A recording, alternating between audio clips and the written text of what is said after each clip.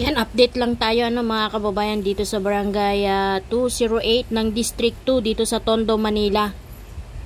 At muling binalikan po natin itong barangay hall. Kasi balita natin ay bubuksan nila ngayon tong parteng ito na kung saan ay may bintana daw dito sa bahay na ito. Yan, tapat po kung saan ay nagbabakbak sila kuya. So pakyatin natin si Mike sa taas para makita natin. Ayan guys, akyatin natin yung sinasabi nyong bahay doon sa taas na sinasabi nyo kanina. Ayan, puntahan natin at titingnan natin kung ano talaga yung kalagayan ng bahay na yan. Sa lahat pong nag-likes at nagko-comment sa ating live, maraming salamat po sa inyong lahat. Comment lang po kayo kung anong sasabihin nyo. Pupuntahan po natin. Ayan, ito pong luma talaga guys. Ito yung luma niya. Ito. Mayroon pong nagko-comment sa atin na gusto doon lang makikita yung mga bahay dyan na natakpan, no? Kaya ngayon, ito siya. Ito pala, malaki pala tong bahay na to. Ayan, no? Lumang bahay. Paano pag nasunog, no? Wala na. Ugdaw na. Wala na talaga palang madaanan to guys. Ayan, no? Wala na siyang madaanan, no?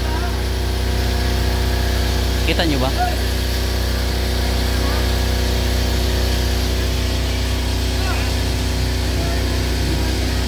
Ayan.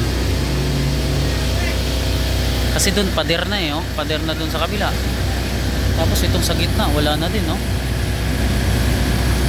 Luma siyang bahay guys. Tama nga, yung pinto niya ay nandyan. At ito na siraduhan, no? Nandyan yung mga grills niya, na wala na, nangabaluktot na yung mga grills niya kasi natatamaan na. Kawawa naman. At ayan guys, yung extension ay nabutas na. Ayan, no? Ayan, ito na lang po yung isa ang natitira.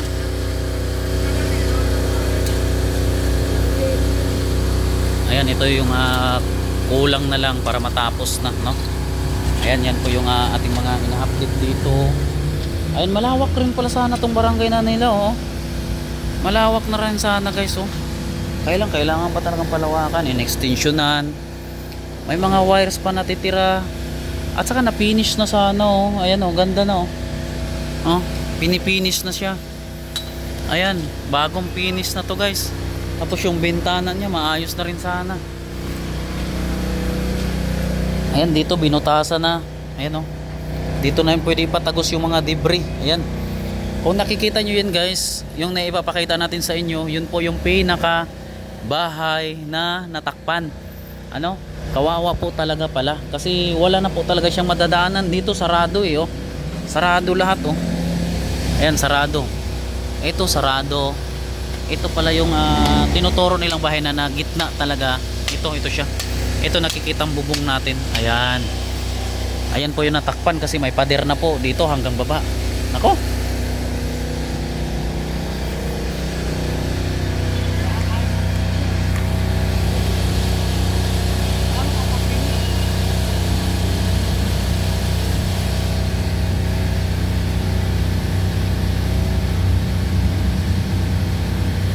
Wala siyang malusutan guys, kawawa naman.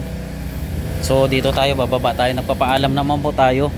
Ayan, sa mga gustong magko-comment dyan kung ano yung mga gusto yung papuntahan sa atin ng mga barangay na nasa gitna, comment nyo lang dito sa ating YouTube channel, Ate Melby. Babasahin po natin yan at makakarating po tayo doon. Wala pong problema sa atin, ha, mga kababayan natin. So bababa na tayo. Medyo maipit lang kaunti yung babaan nila pero okay naman, oh. Ayan.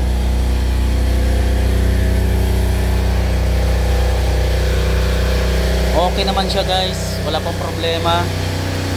Ayan. Ito kaya siya binutasan para yung mga debris. Yung mga debris kasi guys, pwede na dito ilalaglag kaagad eh. Diretso na lang dito yung mga debris. Ganon po talaga. At dito tingnan natin yung butas dito. Ayan, no?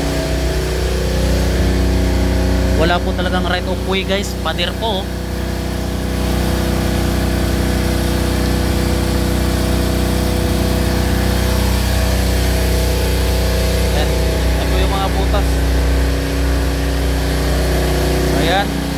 tayo dito sa baba. Konti na lang to guys. Konti na lang, matatapos na rin to. Yan, dito tayo.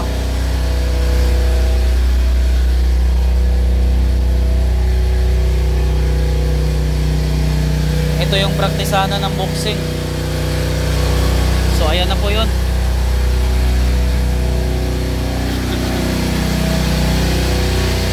Ayan.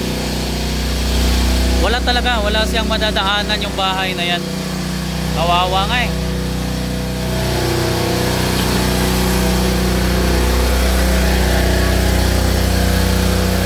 Bali, ito sana yung pinto niya guys, ito. Dito sana yung pinto niya mismo. Problema lang, natakpan na, no? Natakpan na ng pader. Wala na siyang pintuan ngayon.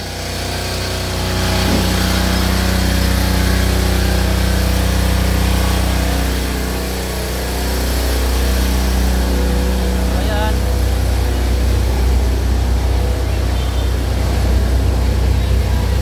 Ayan, nakikita nyo na yung pinakabubong. Ayan, ayan. Kung saan si kuya, ayan. Yan po pala yung wala ng right of way na bahay, no? Wala na talaga siyang madaanan. Gawa ng lahat sarado.